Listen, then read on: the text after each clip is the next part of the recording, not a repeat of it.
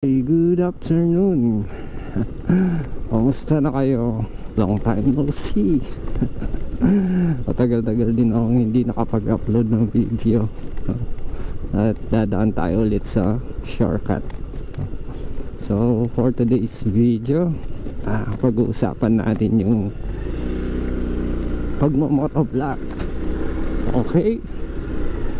4 na uri ng mahirap mag-motovlog, o 4 na bagay na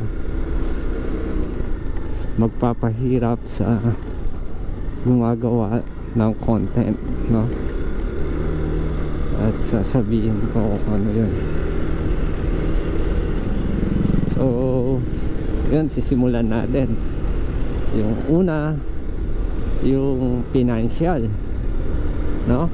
Madalas yan yung nagiging problema ng motovlogger, yung financial, yung mga gagamitin niya, kung paano siya bibili, hindi niya alam kung saan siya kukuha ng financial, lalong lalo na kung wala kang income, no?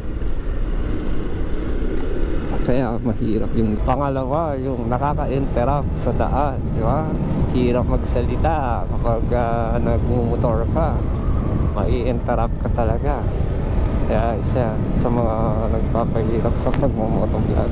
Kaya ako ngayon, guys, pupunta ako sa mga daan na walang masyadong dumadaan na sasakyan, no? Hindi ako masyadong pumupunta sa mga maraming sasakyan, lalo na sa mga traffic. So kapag nagmamotovlog ako, talagang napapatigil ako sa pagsasalita, kasi minsan nakafocus tayo sa pagdadrive, no? Tapos bigla tayong titigil magsasalita, di ba? Kaya ganun kahirap, no? Yung pangatlo naman, hindi masyadong nabibigyan ng time yung pagbablog, lalo na kung may trabaho tayo, guys, no? Ang hirap talagang bigyan ng time. Parang nawawalan na tayo ng oras, no? So kailangan, kung nagtatrabaho tayo, talagang bigyan talaga natin ng time. Kaya tiyaga lang, no, guys? Hirap talaga. At ang pinakalas sa lahat, ang gumawa ng content na konektado sa motor. Yun, guys, yun talaga ang hirap mag-isip ng content na kumukonekta sa motor, no?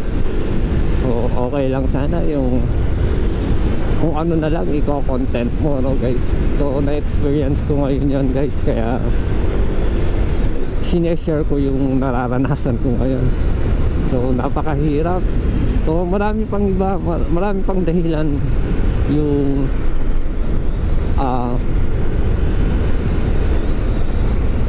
marami pang dahilan yung bakit tumitigil yung iba, no, guys?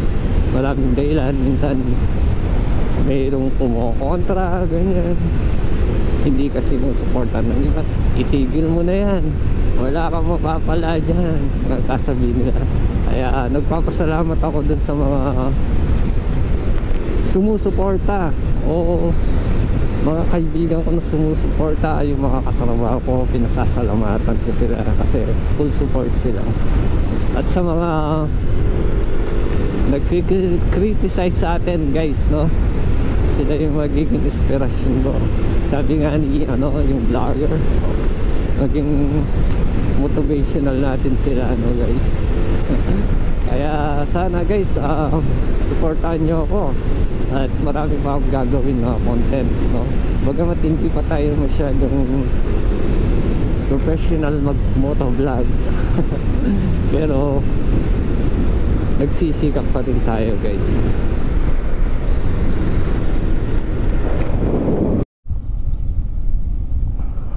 Nga pala, shoutout nga pala sa mga kasama ko nagtatrabaho sa Blue Hotel. Sila Mylene, sila Grace, Carmen, sino pa, Sherwin. Nagpapa-shoutout sila. Ang dami nila. Hindi ko matandaan yung pangalan. Basta lahat ng staff ng Blue Hotel, yung mga kasama ko, yung mga taga-kitchen at mga sa receptionist, yan sila Ate Meg, yan, sana all, Madam Joy. Siya shoutout ko na rin sila, no?